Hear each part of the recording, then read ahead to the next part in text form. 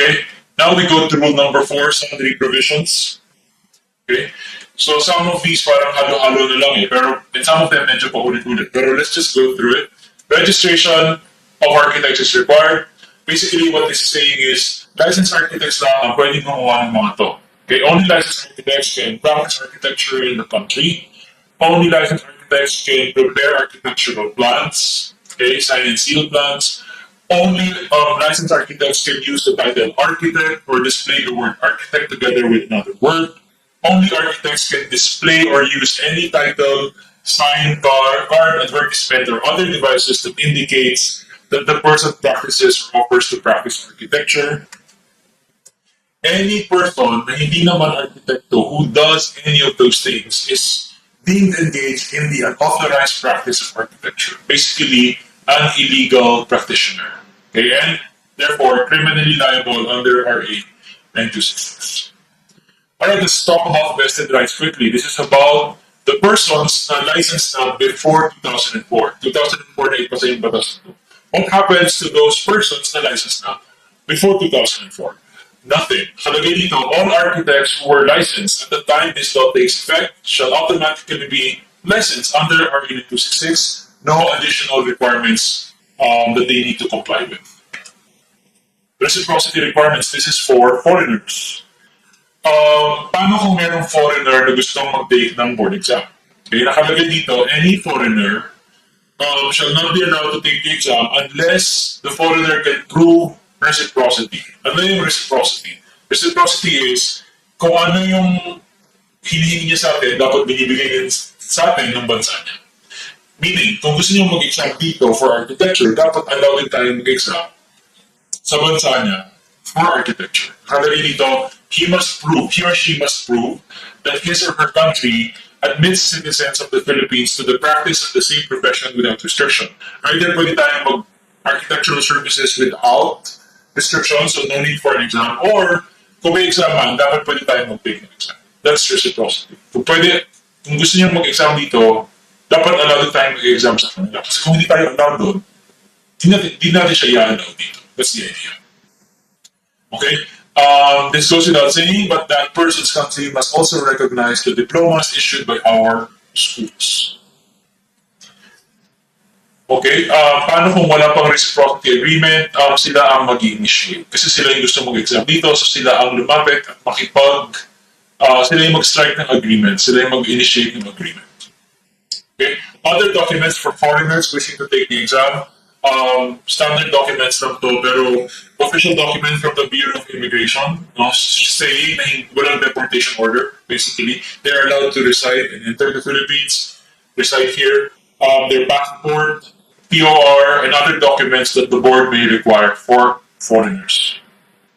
Okay, let's quickly talk about CPD. The concept behind CPD is to ensure or to promote public interest, to safeguard life, etc., by ensuring that all architects maintain a program of continuing professional development.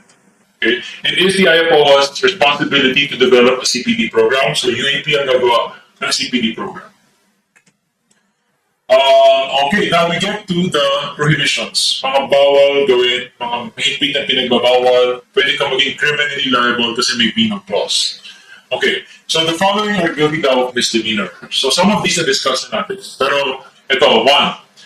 A person who practices architecture or who offers to practice architecture pero hindi naman pala licensed architect. Okay, bawal yan. Misdemeanor yan. Next, a person who tries to use the license of another to render architectural services. Bawal yan. Next, a person who submits forged evidence to the board to get a license. Basically, nagsabit niya na fake dokumento, fake documents, bawal yan, misdemeanor yan. A person who falsely impersonates another person, okay, misdemeanor. A person who attempts to use a revoked license or a suspended license, misdemeanor yan. A person who shall use in connection with his or her name any description that conveys the impression na architect siya. Hindi siya architect, pero dinidescribe niya yung sarili niya in a way na nagmumukha siyang architect. It sounds like architect siya, misdemeanor yan, bawal yan.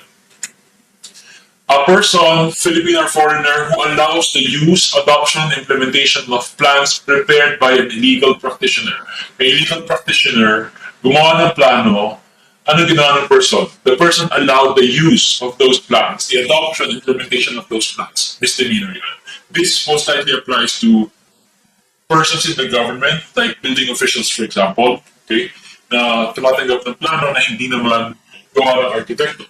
Okay? A person who violates any of the provisions of the law, RA 9266, the Code of Ethics, etc. Misdemeanor. Okay, government employees who are not architects must not perform architectural works without the supervision of a licensed architect. If they do this, gumagawa ng architectural works without the supervision of a licensed architect, then they are illegal practitioners and they're liable criminally in RA 9266. In the same way, any public official who will cause a non-architect to perform architectural services will be guilty of misdemeanor under this law. Kanyari, inutusan ni Mayor yung mga empleyado niya to do plans. Instead na kumuha ng architect, pinagawa na lang niya sa staff niya na hindi naman architect. Guilty rin si Mayor. More prohibitions, okay? Nag-render ng service ng walang kontrata. Guilty of misdemeanor, administrative fine of 200,000 pesos or imprisonment or both. Hindi to administrative pala. And penalty yan sa court. 200K or kulong na not more than 6 years or both kulong and multa.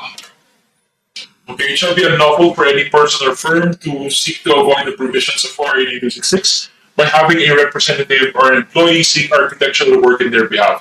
This is about ano naman, yung di ba, kung hindi ka architect, bawal ka mag-solicit ng architectural projects. Hindi ka pwedeng lumalapit sa mga tao, telling them architect ka, and pwede kang gumawa ng plan for them. Bawal yun eh. Bawal yun.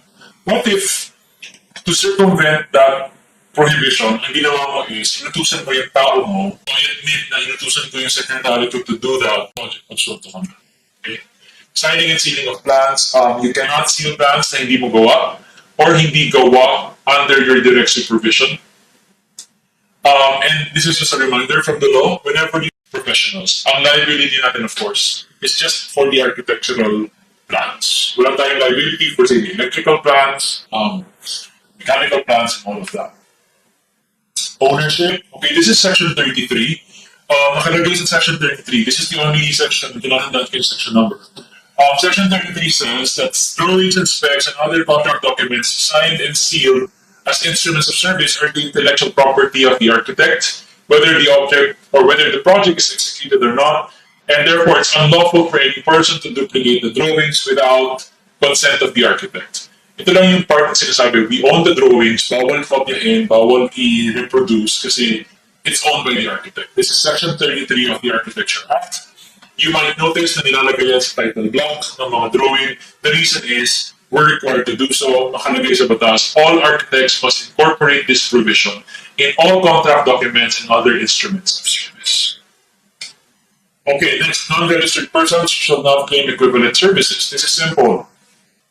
Suppose there's a person na aminado siya hindi siya architect, pero ang pinagkakalat niya is, hindi ako architect, but I can prepare plans that are just as good as the plans of an architect. I can design buildings in the same way that architects can design buildings. I can do those things that they do.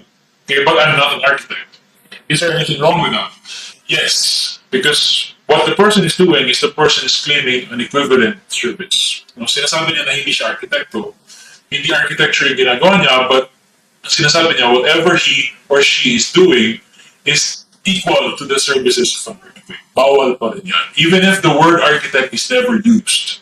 If you're claiming that your service is equivalent to the services of an architect, you're still breaking the law. Okay? Limitation to the registration of firms. Ito nasabi ko na kanina. I'll just get to the important part of it. Pwede ang partnership or corporation mag-render ng architectural services. Ang requirement is 75%, at least 75% of the owners, shareholders, members, incorporators, directors, etc. are architects. So this applies to partnerships and corporations. Okay, to become Parang kunyari for the corporation, to become an architecture corporation, dapat ma-meet yung 75% requirement. That's all that you need to remember about that. Okay, I'll move to the next. Temporary and special permits. Kung may foreign architect na gusto mag-render ng services here, dapat meron silang special or temporary permit. PRBO ang mag-grant ng permit subject to the approval of the PRC. And again, these foreigners wishing to render services here must come from a country that also allows Filipino architects to render services there. Okay, this is reciprocity. And of course, the foreigner must be an architect licensed in their country. Nasabi ko na rin ito kanina, but I'll repeat this. Foreign architects who want to work here must work with a Filipino counterpart.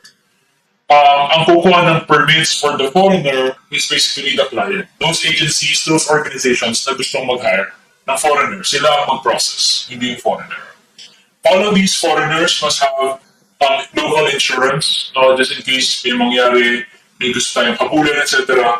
May local insurance dapat. Local. Para madaling maghabol if kailangan habulin.